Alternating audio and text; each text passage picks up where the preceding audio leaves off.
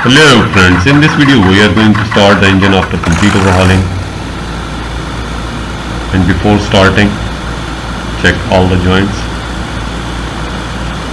tightening of all fasteners,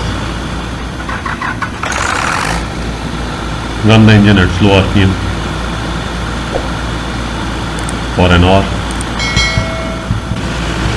That's what we usually do in our workshop. Also install an oil pressure gauge to monitor the oil pressure.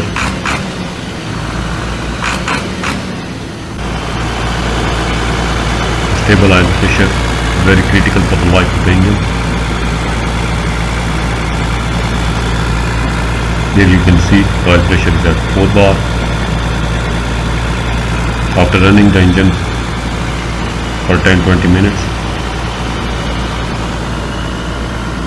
check for the leaks in the fuel system.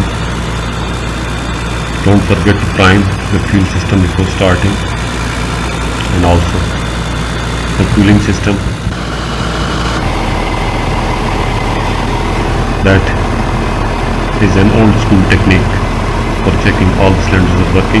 The temperature of the exhaust manifold should be equal at every cylinder. Thanks for watching the video.